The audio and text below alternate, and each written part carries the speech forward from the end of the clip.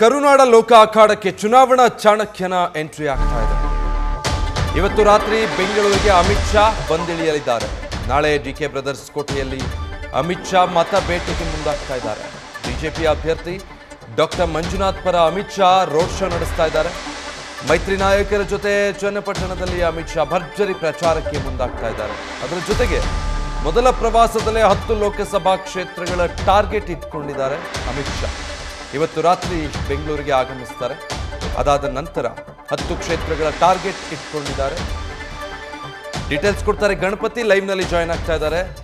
ಗಣಪತಿ, ಚುನಾವಣಾ ಚಾಣಕ್ಯ ಅಮಿತ್ ಶಾ ಆಗಮನದಿಂದ 10 ಕ್ಷೇತ್ರಗಳು, ಪ್ರಮುಖವಾಗಿ ಬೆಂಗಳೂರು ಗ್ರಾಮಾಂತರದ ಮೇಲೆ ಆಗಬಹುದಾದ ಪರಿಣಾಮಗಳ ಬಗ್ಗೆ ಹೇಳೋದಾದ್ರೆ ಖಂಡಿತ ಅಮಿತ್ ಶಾ ಅವರು ಆರಂಭದಲ್ಲೇ ಒಂದು ರೋಡ್ ಶೋ ಪ್ಲ್ಯಾನ್ ಇಟ್ಕೊಂಡಿದ್ದಾರೆ. ಅಂದರೆ ಚನ್ನಪಟ್ಟಣದಿಂದನೇ ಆರಂಭ ಆಗುತ್ತೆ.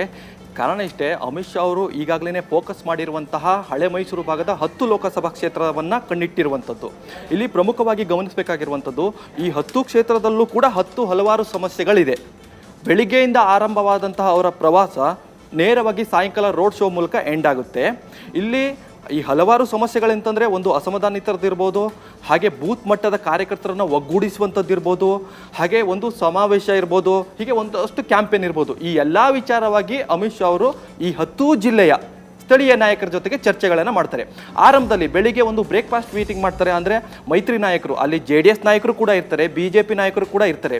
ಇಲ್ಲಿ ಪ್ರಮುಖವಾಗಿ ಹೊಂದಾಣಿಕೆಗಳು ಹೇಗಿರಬೇಕು, ಸ್ಥಳೀಯ ಮಟ್ಟದಲ್ಲಿ ಹೇಗೆ ಹೊಂದಾಣಿಕೆ ಆದರೆ ನಮ್ಮ ಅಭ್ಯರ್ಥಿಗಳನ್ನು ಗೆಲ್ಲಿಸೋಕೆ ಸಾಧ್ಯ, ಈ ವಿಚಾರವನ್ನು ಮೈತ್ರಿ ನಾಯಕರ ಜೊತೆಗೆ ಬೆಳಿಗ್ಗೆ ಚರ್ಚೆ ಮಾಡ್ತಾರೆ.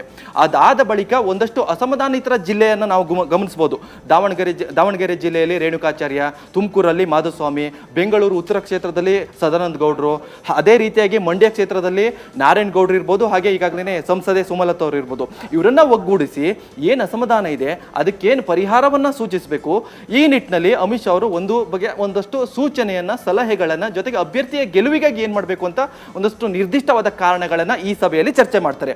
ಅದಾದ ಬಳಿಕ ನೇರವಾಗಿ ಚನ್ನಪಟ್ಟಣದಲ್ಲಿ ಒಂದು ರೋಡ್ ಶೋ ಮಾಡೋ ಮೂಲಕ ಅಲ್ಲಿರುವಂತಹ DK ಸುರೇಶ್ ಅವರ ಅಥವಾ DK ಬ್ರದರ್ಸ್ ವಿರುದ್ಧ ಒಂದಷ್ಟು ಗರ್ಜನೆ ಕೂಡ ಮಾಡುವಂಥ ಸಾಧ್ಯತೆಗಳಿರುತ್ತೆ. ಯಾವಾಗ DK ಸುರೇಶ್ ಅವರು ದೇಶ ವಿಭಜನೆ ಬಗ್ಗೆ ಚರ್ಚೆ ಮಾಡ್ತಾರಲ್ಲ, ಈ ನಿಟ್ಟಿನಲ್ಲಿ ಬೆಂಗಳೂರು ಗ್ರಾಮಾಂತರದಿಂದಲೇ ರೋಡ್ ಶೋ ಮಾಡಲಿಕ್ಕೆ ಈಗಾಗಲೇ ಅಮಿತ್ ಶಾ ಅವರು ಪ್ಲಾನ್ ಮಾಡಿರುವಂಥದ್ದು. ಹೀಗಾಗಿ ಹಳೆ ಮೈಸೂರು ಭಾಗದ 10 ಲೋಕಸಭಾ ಕ್ಷೇತ್ರ, ಚಾಮರಾಜನಗರ, ಮಂಡ್ಯ, ಬೆಂಗಳೂರು ಉತ್ತರ, ಬೆಂಗಳೂರು ದಕ್ಷಿಣ, ಹೀಗೆ ಸುಮಾರು 10 ಲೋಕಸಭಾ ಕ್ಷೇತ್ರದಲ್ಲಿ ನಾಳೆ ಅಮಿತ್ ಶಾ ಅವರ ಸಂಚಾರ ಇರುತ್ತೆ. Vijay, thank you Ganapati. News first, ನಿರ್ಭೀತಿಯಿಂದ ನಿಮ್ಮ ಪರವಾಗಿ.